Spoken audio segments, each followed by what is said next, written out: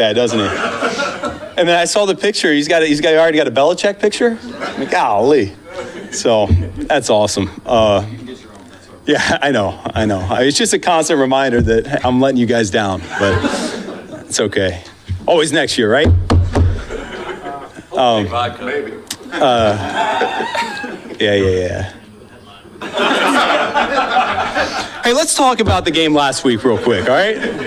Let's get sober for a second here, because this is, last week facing a really good opponent, and when you're facing a good offense like they had, the 3-and-out to start the first half, the 3-and-out to start the second half, the fumble, those little things, they end up costing you in the long run. We couldn't run the ball very well, worse than I thought that we would do going into that game. I really thought we would have more success than what we did there. It was a combination of some poor angles, whether schematically or our guys just not taking the proper angle. We had a guy trip, we had a missed target. So a little bit of everything showed up there with that run game, and I would call it uncharacteristic of what we've been so far this year. So certainly a point of emphasis going into this week. Was really proud of how the guys finished the game, though, because we felt like with the momentum we were going, the situational football that we've been through, that if we could have gotten one more possession, that game would have been fun there at the end.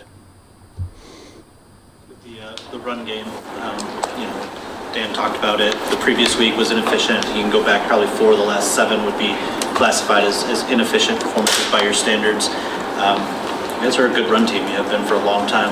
What maybe is some of the consistent issues that are causing the inconsistencies? Yeah, like I said last week, when you look at that, I think there were only 13 cold runs in that game, and we only had 4 efficient ones, and there were things that were popping. It was less what Buffalo was doing to us. They really didn't do a whole lot that we didn't expect on the run plays. It was more self-inflicted and things that we feel like that we take care of each and every week, and we'll be just fine moving forward. So, listen, we had some success against this team, Chicago, last time we played them, particularly in the first half running the football, and so hopefully we can build on that. They certainly have had some struggles over the last couple of weeks, just limiting the number of points, but we know they're going to come out and they're going to come out firing. So it'll be a good challenge. I feel like your offensive line is playing its role right now. Yeah, it's up and down. Yeah, it hasn't been consistent throughout the year. We've had glimpses of being a dominant unit, and then there are other times like last week that we just weren't ourselves. I will say in regards to last game, the protection was for throwing it 59 times was pretty good. I know Jared had some pressure and he got hit a little bit, but when you drop back and you don't move the pocket as much as we did in that game, we felt like our guys really answered the bell in that regard. So it's not necessarily always rushing statistics. It's not always sacks. It's looking at everybody individually, and we've had some pretty consistent performances across the board. It's just collectively it hasn't come together for an entire 60 minutes in a while. Just the trust that you have in Jameer, does anything change schematically or anything like that, or you've got 100% confidence in the guys that you got in the room that you just got running? Yeah, no, I mean, that's why we have the room the way it is, and we've always felt like the running back room was a strength for us going into the season, and it stinks that Monty's going to be out. But Gibby's he's ready for this. We've seen a lot of growth from him over the last year and a half, and I think he'll take the bull by the horns and run with it. And the guys that are depth players beneath him, Craig Reynolds and Jefferson and Baki, those guys will have a great opportunity here to contribute as well. And so hopefully we don't miss a beat. And I really do believe Gibby's ready for this.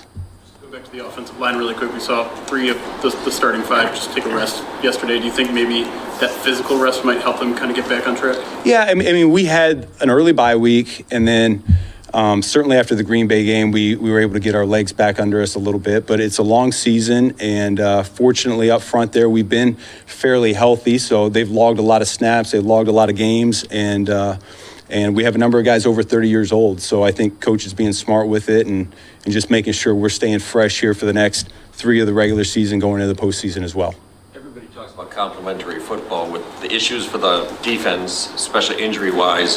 How does that change in any way what you guys do, or how you approach the game? Honestly, it doesn't change our approach at all. Our goal each and every week is to find a way to score one more point than the opponent. And so the message to the guys on Wednesday when they came in is, how many points did we need to win that game? And it was 49. Have we scored 50 points this year? Twice. Yeah, so we're capable of doing it, but we can't do it when we have those 3 and outs and the turnovers. It's not feasible to get done that way. So, listen, the defense will bounce back. I know they'll play well the next 3 games. It's not like that performance is going to happen every week. But we as an offense have to do what we can and what we're capable of to find a way to get more points than them. I wanted to ask you about Caleb Williams. Just from your assessment of him, number 1 pick, do you think he's got a skill set that maybe a new coach would find appealing? What you've seen from his performance? Listen, it's been difficult to sit down and just study every throw, but plenty of crossover tape over the course of the year, and there's no question this guy's talented. I remember standing on the sideline last game, and just you can hear the ball whistle by you. He's got quite a fastball, and has some creativity to him, can extend plays, and is accurate down the field as well. So, like I said, I haven't really dove in and can tell you much more beyond that, but he's been impressive from afar. An out-of-towner question. I came up from Chicago. What did you learn in the last 2 years about your name coming up in coaching searches that has informed the way you kind of try to compartmentalize it this year? Yeah, I'd say I'm much more prepared than I was the last 2 years. The local media has been very gracious on me this year by not bringing it up all year long. Yeah, there you go. And so, last couple of years, you getting thrown into the coordinator role, things get on you fast, and you don't really have time to think about the future a whole lot. Now that I've been through the ringer a couple times, had some interviews, I certainly do feel more prepared just from a big picture standpoint. But right now, I mean, we got 3 games left in the regular season, going into the postseason, and honestly, this is why I'm here. This is why I wanted to be here. I have an obligation to the people in the building to be right where my feet are. And when I walk in and I see the coaches staying long nights and working as hard as they're doing, and I come in and I see the guys, the players in the meeting room and on the practice field attacking each day like they are, that it's hard for my mind to wander much beyond what we're doing in the here and now. Just to indulge one more on that. What subject's that? We know you're extremely happy with your job, obviously. Do you still want to be a head coach one day, and what would you be looking for if you chance? Yeah, I'd say this. I think there's a burning desire in every man to find what he's made out of. Push the limits and see if he's got what it takes. And so, yeah, there's a fire there. Now, when that time is, I don't know when that'll be, but there's certainly a fire there.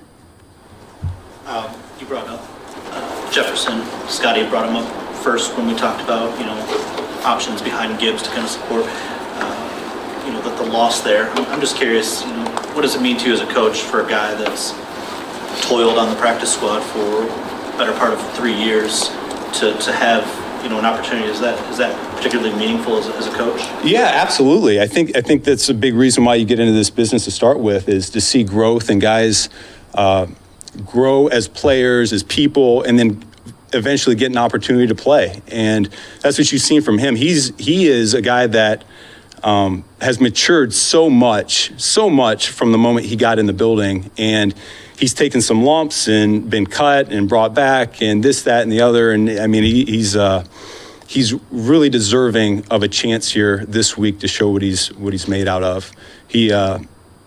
He's almost like a silent assassin. He just goes about his business. He's coming in, he's working. Don't even hear a peep from him, in the unit meetings. And but when you're watching him on scout team and how he's going about his job, he's taking it very seriously. He's very professional, and I'm looking forward to him getting a chance this week. Do you find it at all amusing or even bewildering that the Lions' Super Bowl chances seem to have taken a huge hit because of the injuries when you still have the number 1 scoring offense in the league? I think anything can happen in this league, and we knew injuries were going to happen going into the season. And listen, we don't want them to happen, but just like Coach has been saying all week long, no one's going to write our story for us. So we got a great opportunity in front of us this week to win this game, and then we already know we're going to be a part of the dance, and